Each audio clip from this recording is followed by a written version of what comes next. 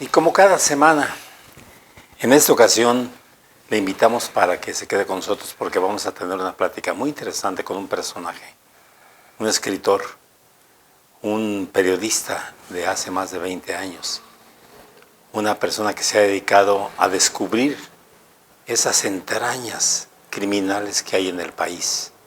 Estamos hablando de Jesús Lemus, quien hasta la fecha ha escrito 14 libros, un personaje que realmente a esas alturas, para poder entender lo que ocurre en el país, hay que leer todos sus libros. Cada uno es una revelación concreta, pero también cada uno de los libros que ha escrito Jesús le ha implicado también amenazas, le ha implicado situaciones críticas a grado tal de que ha tenido que vivir pues en lugares no descritos por él, desde luego, pero también bajo el cuidado de la Policía Federal. Así es que quiero dar la bienvenida y agradecerle la presencia a Jesús Lemus, quien está con nosotros. Jesús, ¿cómo estás? ¿Qué tal, José Luis? Qué gusto saludarte, muy agradecido por la invitación. Orgulloso de ser muy michoacano, de la Siempre, piedad. Siempre. La vida te fue llevando, Jesús, por todos lados, te fue llevando incluso hasta la cárcel, y de ahí surge toda una carrera, pero una carrera muy difícil, muy extraña también, porque te ha comprometido a escribir libros diversos. Hoy estás aquí en Morelia precisamente en la Feria del Libro, y no sé si vayas a presentar un libro, creo que sí, se llama Cártel Judicial, en fin. Que nos pueda resumir un poquitito de todo lo que has escrito, Jesús. ¿Cómo no, José Luis? Pues muy agradecido, tú ya lo dijiste, desde la cárcel comienza una carrera. Mira, la cárcel, yo estuve 3 años en la cárcel, producto de mi trabajo periodístico. Denuncié las relaciones de Felipe Calderón, su familia, con la familia michoacana, y mágicamente en este México ya ves cómo son las cosas, el que acusa termina siendo luego el responsable, ¿no? Y yo, así como acusé al presidente Felipe Calderón de narcotráfico, yo terminé siendo el responsable, supuestamente. Entonces me inventan una historia y García Luna me lleva a la cárcel con el aparato del Estado. Y allí en la cárcel 3 años fueron 3 años de reflexión, muy, muy profunda reflexión. No tenías nada que hacer más que estar pensando. Y creo que ahí me abracé más al periodismo. Ahí conocí muchísimos narcotraficantes, conocí muchísimas fuentes informativas que podrían ser en algún momento determinado pues oro molido para cualquier periodista, y comencé a platicar con ellos. Y ahí comienza una carrera periodística un tanto distinta a estar en el diarismo. Y además de ir a hacer trabajos periodísticos en libro, y ahí comienzo a escribir.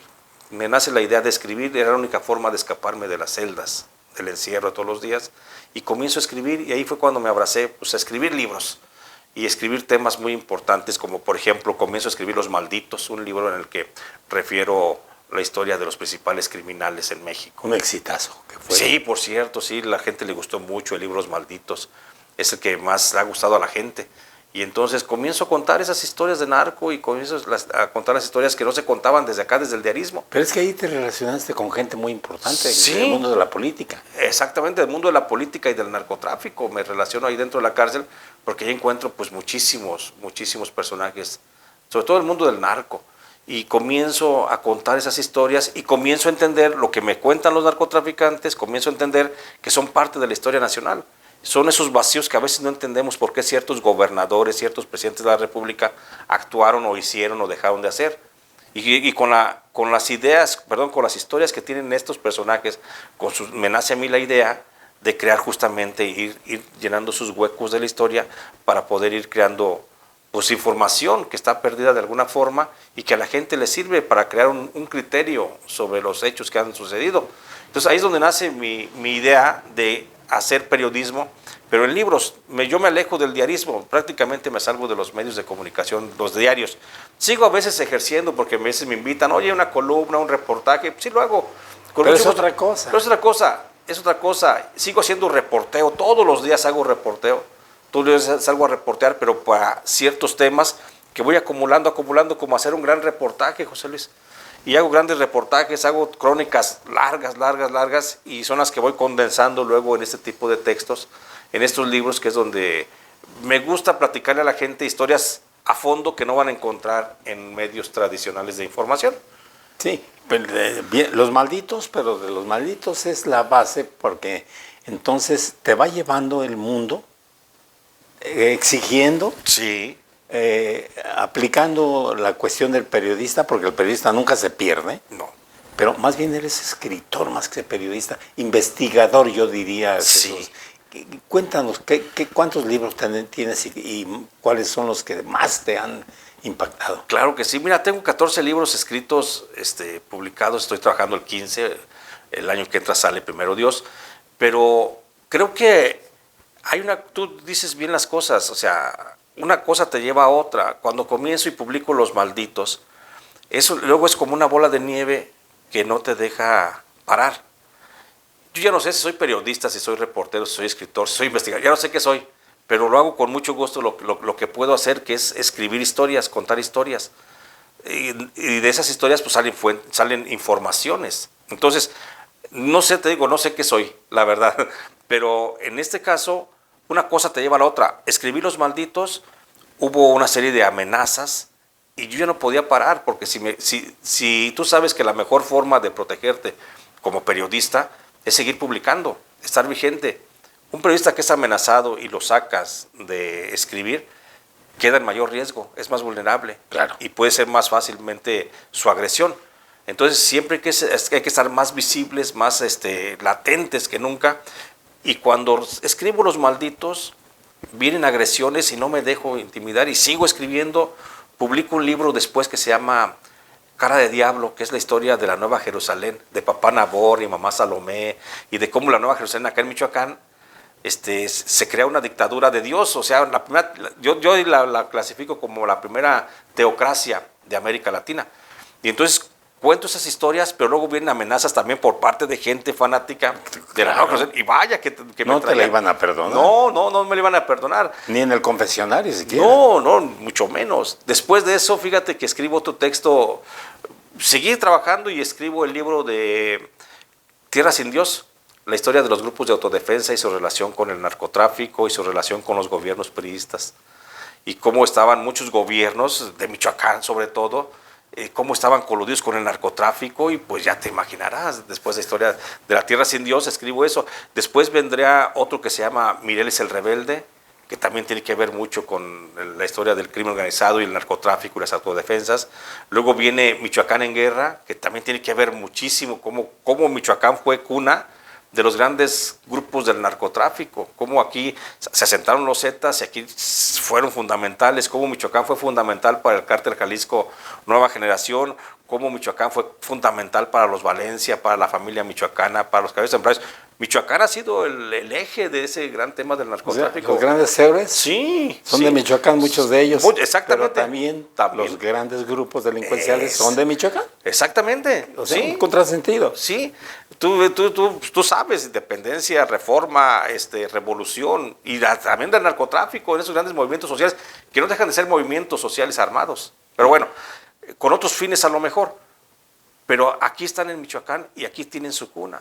Después vendría otro gran libro que es El Último Infierno, que cuento, es una segunda parte de Los Malditos, cuento otras historias de otros narcotraficantes que quedaron en el tintero, sí. Y también tiene mucho éxito. Uh-huh. Después de ese libro vendría uno que se llama El Agua o la Vida, El Agua o la Vida no, viene uno que se llama México a Cielo Abierto, que aborda el tema de la minería y de cómo los grupos del narcotráfico están asociados con la industria minera y cómo la industria minera utiliza los grupos del narcotráfico y financia autodefensas, que ese es el principal origen de las autodefensas. De ahí viene. De ahí viene, de la minería, de ahí vienen los autodefensas. De hecho, los primeros autodefensas, antes que Mireles, en México, en Michoacán, están los autodefensas de Aquila, que fueron financiados por Tentrium, la empresa Ternium. Entonces ahí viene todo, y ahí todo documentado, por supuesto. Pero desde un principio tenían esa perversidad los grupos desde un principio. ¿O eran puros? No, es que desde un principio los que los pervierten son los mineros. Porque los mineros, por ejemplo, con Ternium, con los de Aquila, comienza a decirles, les vamos a pagar unas regalías. Y luego, para no pagarles regalías, les echan a los del grupo criminal, a los de la familia, para que los acosen por las regalías a los comuneros.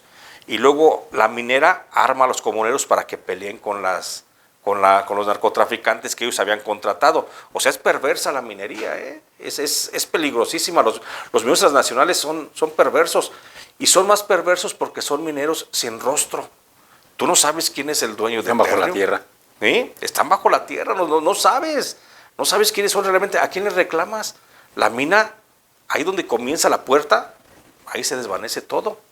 Entonces, ese es el problema, y eso lo digo yo en un libro que se llama México a cielo abierto, que recopila 906 conflictos mineros a nivel nacional y cómo esos grupos mineros han hecho que detone la violencia en torno a las zonas mineras y financian a grupos de narcotráfico y autodefensas.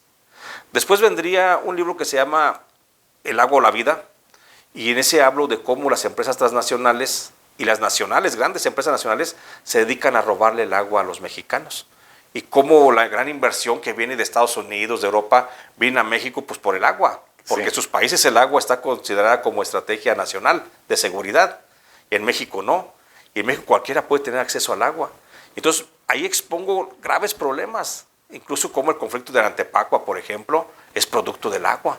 Ni siquiera es producto de tierras, es producto por los pozos. Ese conflicto es por los pozos. Sí. O sea, en ese libro del agua o la vida, expongo una radiografía de cómo existe en México un fenómeno que no se ha reconocido, que es el desplazamiento poblacional por sed. La gente se va porque se acaba el agua y se van a otros lugares. Y comienzan migraciones, grandes migraciones, como por ejemplo la de los menonitas de Chihuahua, que se van hacia Tabasco, hacia Campeche, porque hay agua y se acabaron el agua de Chihuahua. Sí. Entonces, eso lo platico en ese libro de El agua o la vida. El agua o la vida. El agua o la vida. Después viene un libro que se llama El Jaque a Peña Nieto. Y en ese Jaque a Peña Nieto expongo toda la corrupción del gobierno. Como desde el caso de los 43, las matanzas de Tlatlaya, la matanza de Apaxingán, la matanza de Tanuato. ¿Te acordarás de todos esos casos? Sí, claro. Pues todos esos los voy deshebrando y culpando y señalando relaciones de complicidad del ejército mexicano con los grupos del narcotráfico. O sea, tenía que ver el ejército en todos los todos casos. tuvo que ver el ejército mexicano. ¿Y por qué? Porque tenía mucha relación con los grupos de narcotráfico y el virrey Castillo tenía pues prácticamente copado el Estado, y virrey Castillo le acercó a muchos narcotraficantes al ejército para negociar. Y en aquel tiempo, el que hoy él es el titular del CNI, Centro Nacional de Inteligencia, pues también andaba en esos Audumaro Martínez Zapata, el general. O sea, hay una mezcla muy extraña de generales con el virrey Castillo y con los grupos del narcotráfico, y toda esa mezcla la expongo de manera muy precisa en este texto. Durante el gobierno de Peña Nieto. El gobierno de Peña Nieto. Se llama Jaque a Peña Nieto porque lo expongo de pies a cabeza de su corrupción, con la única salida que pueda haber, la cárcel para el presidente. Nunca llegó la cárcel para para este señor presidente, y pues ahí queda. Después viene otro libro que se llama El licenciado, y es el licenciado, el que habla justamente de Felipe Calderón, Genaro García y el narcotráfico. ¿Cuáles eran sus redes de complicidades? Muchas de las fuentes que refiero en este libro fueron de los presos que conocí en la cárcel de Puente Grande. Yo estuve en una celda contigua a Sergio Enrique Villarreal Barragán el Grande, y el Grande es el principal testigo protegido de Estados Unidos que hunde a Genaro García Luna en el juicio allá en Estados Unidos. Y lo que digo, fíjate, este libro yo lo publiqué en el 2020, lo publiqué, y lo que digo aquí de las relaciones de García Luna, eso al final de cuentas sale en el juicio. Es todo lo que dice aquí de qué hacía y cómo hacía, se dice en el juicio.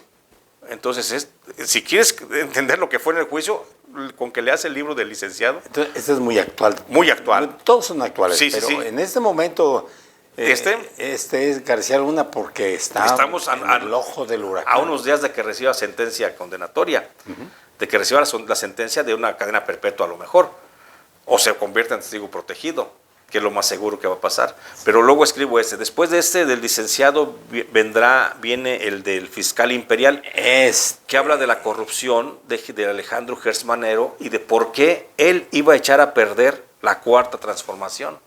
Si hay un responsable de que se haya caído la cuarta transformación, de que no haya sido lo que se propuso y que fue un fiasco, a final de cuentas lo que hizo López Obrador, es culpa de Alejandro Hertz. ¿Por qué? Porque el presidente fincó una propuesta a los mexicanos y les dijo, vamos a terminar con la corrupción y vamos a terminar con la impunidad. Y esos dos renglones estaban a cargo de este señor. Si se hubiera puesto a trabajar, a perseguir a los corruptos, sin necesidad de someter a la justicia, si los metemos o no metemos a la cárcel a los expresidentes, que él hubiera dicho, hay elementos, porque si hay elementos para enjuiciar a Calderón, a Fox, a Peña, a Cedillo, al mismo Salinas hay elementos para enjuiciarlos. Son intocables. Sí, y este los dejó intocables. Entonces, si él hubiera tomado la decisión de ir, esto hubiera sido la cuarta transformación, hubiera sido realmente una transformación del país. No se hubiera quedado en esto que es un ridículo. ¿Quién lo sustenta?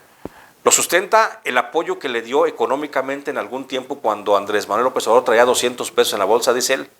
Cuando no tenía con qué moverse Felipe Calderón, la fortuna de Alejandro Gertz Manero, ahí lo explico, fue la que lo financió y fue la que lo hizo que tuviera movimiento político. Este señor financió el movimiento de Cuauhtémoc Cárdenas del 88, ¿te acordarás? Sí. De cuando rompió Cárdenas al interior del Sí. PRI. Sí.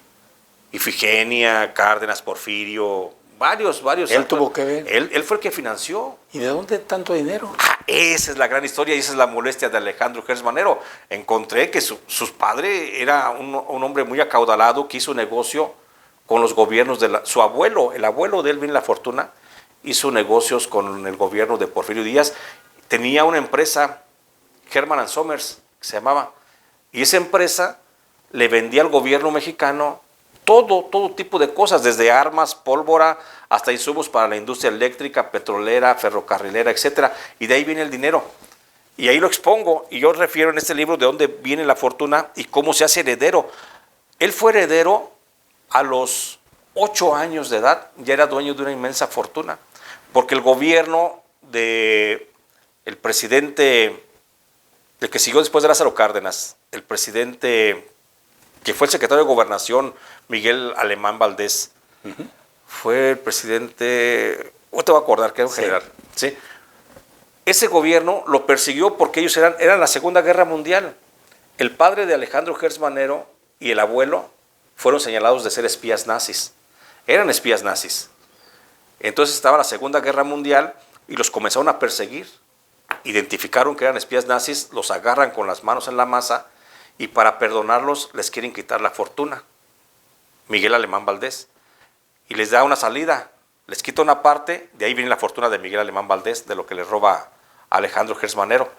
Y les da una parte y le dejan la otra parte que le herede, pero a sus nietos, que es a Alejandro Gertz y a su hermano Federico, que ya falleció.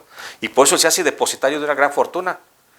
Fíjate luego cómo sería la venganza de este señor, de Alejandro Gertz Manero, que cuando llega a ser el fiscal general de la República, al primero que encarcela y que persigue es a uno de los nietos de Miguel Alemán Valdés, al dueño de Interjet, lo hace que huya del país.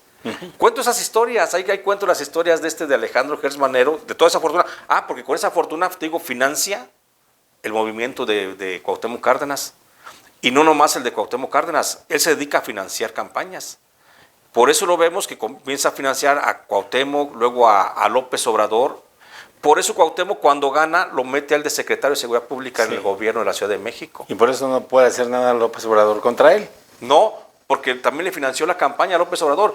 Cuando López Obrador aspiró a la jefatura de gobierno en el 2000, acuérdate que también iba Fox a la campaña de la presidencia de la República y financió a los dos, a Fox y a López Obrador.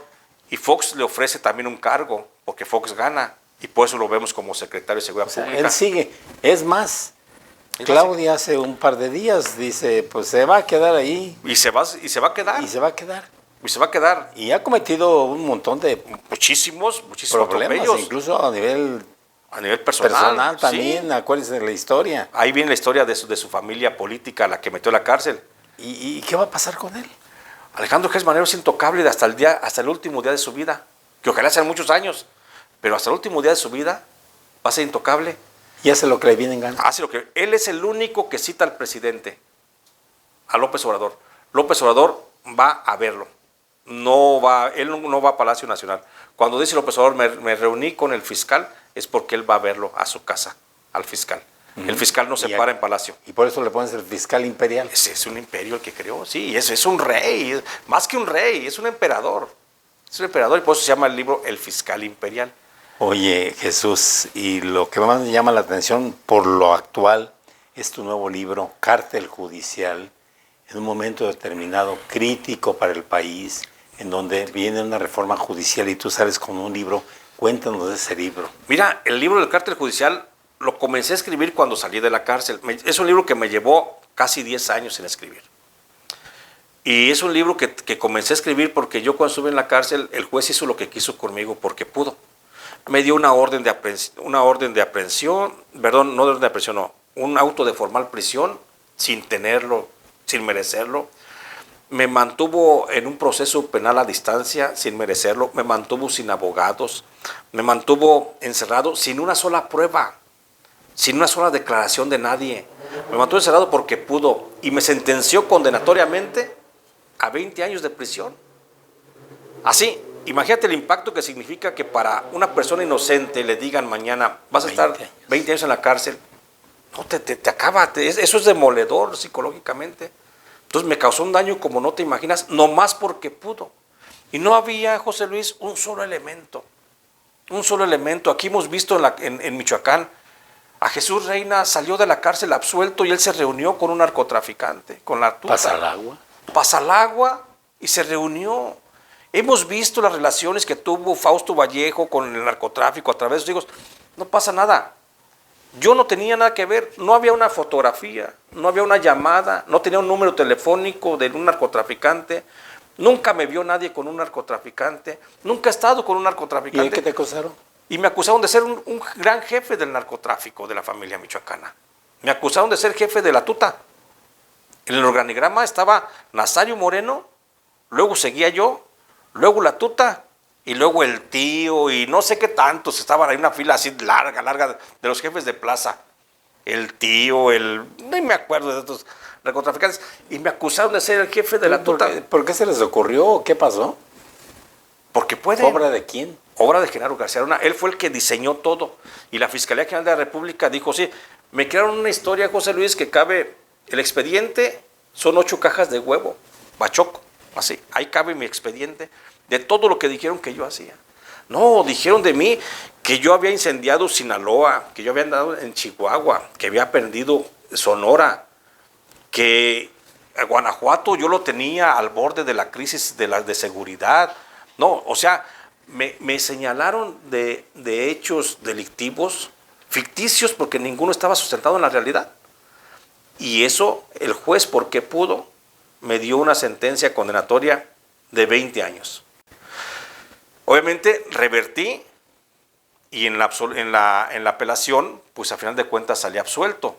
Y ahí es donde nace la idea de decir, bueno, tengo que escribir algo acerca de la corrupción de los jueces. Y comienzo a investigar a los jueces, comienzo a investigar al juez que me señaló, lo comienzo a investigar. Fuentes públicas, abiertas, informes públicos del Consejo de la Judicatura. Y comienzo a ver que es una bola de corrupción, que es una bola de bandidos.